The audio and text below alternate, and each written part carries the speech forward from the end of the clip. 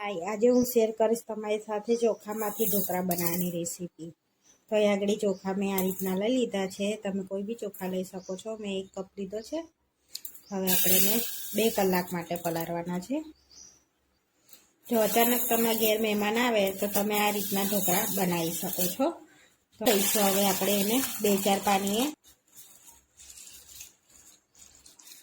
પાણીએ ધોઈ લીધા છે। હવે પાણી ઉમેરીને આપણે 2 કલાક જ પલાળવાનું છે, વધારે નથી પલાળવાના।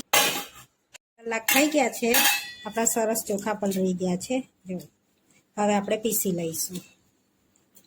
હવે મિક્સરમાં ચોખા લઈ લઈશું આપણે। હવે આપણે ચોખા લઈ લીધા છે। હવે 1 કપ આપણે સૂજી એડ કરીશું। તો અહીં આગળ મેં 1/4 કપ સૂજી એડ કરી છે। એટલું આપણે બેસન એડ કરીશું। એમાં આપણે મોરું દહીં એડ કરીશું। એમાં થોડું પાણી એડ કરીને આપણે પીસી લઈશું। આ રીતે આપણે બેટરને પીસી લેવાનું છે, આ રીતે। હવે આપણે તપેલીમાં લઈ લીધું છે, બેટરને આપણે આ રીતનું પીસી લીધું છે। હવે આપણે એમાં મસાલો કરી લઈશું, બીજો તીખા લીલા મરચાં અને આદુની પેસ્ટ। હવે સ્વાદ પ્રમાણે મીઠું એડ કરીશું આપણે એમાં, ચપટી હળદર, ચપટી હિંગ એડ કરીશું। હવે બધું મિક્સ કરી લઈશું આપણે।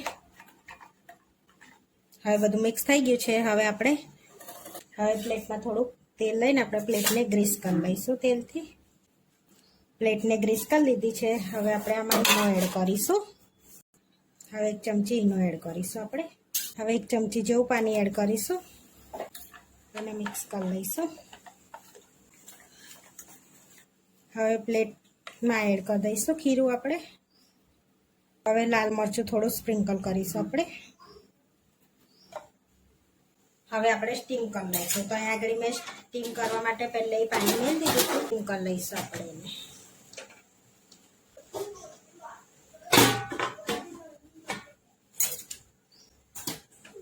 આપણા ઢોકળા સ્ટીમ થાય ત્યાં સુધી આપણે ટામેટાની ચટણી બનાવી લઈશું। તો અહીંયા આગળ આદુનો ટુકડો લઈ લીધો છે 1। હવે 1 ટામેટું લઈ લઈશું, લસણની કરી 4-5, અહીંયા નાની ચમચી 1 સૂકા ધાણા 2 લઈ લઈશું આપણે।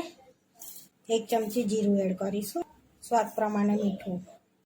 અહીંયા સૂકા લાલ મરચાં મેં પલાળી લીધા હતા ગરમ પાણીમાં, હવે એ બી પીસી લઈશું। થોડુંક પાણી એડ કરીશું, પીસી લઈશું ચટણીને। ટામેટાની ચટણી સરસ પીસાઈ ગઈ છે આ રીતની। થોડીક તેલમાં એને શેકી લઈશું। અહીંયા કઢાઈમાં 2 ચમચી તેલ લઈ લીધું છે। હવે ચટણીને આપણે શેકી લઈશું। હવે ચટણીને એડ કરી દઈશું આપણે અંદર। અહીંયા 10-1 મિનિટ આપણે શેકી લઈશું ચટણીને। અહીંયા આપણી ચટણી શેકાઈ ગઈ છે। હવે આપણે ઢોકળા જોઈ લઈશું। હવે ચેક કરી લઈશું આપણે ઢોકળા થઈ ગયા છે કે અહીંયા સ્ટીમ થઈ ગયા છે। આપણા ઢોકળા એકદમ સ્ટીમ થઈ ગયા છે। હવે ગેસ બંધ કરીને આપણે એને ઠંડા થવા દઈશું થોડીક વાર। થોડાક ઠંડા થવા દઈશું આપણે ઢોકળાને। હવે આપણે થોડાક ઠંડા થવા દીધા છે, જેથી આપણે પીસ પડે ને એટલે થોડાક ઠંડા થવા દેના। હવે આપણે ઉપર થોડુંક તેલ એડ કરીશું અને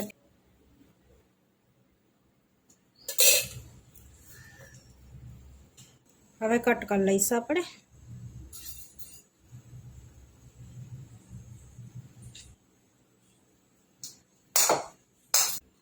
હવે આપણે કટ કરી લીધા છે। હવે આપણે સર્વ કરી લઈશું।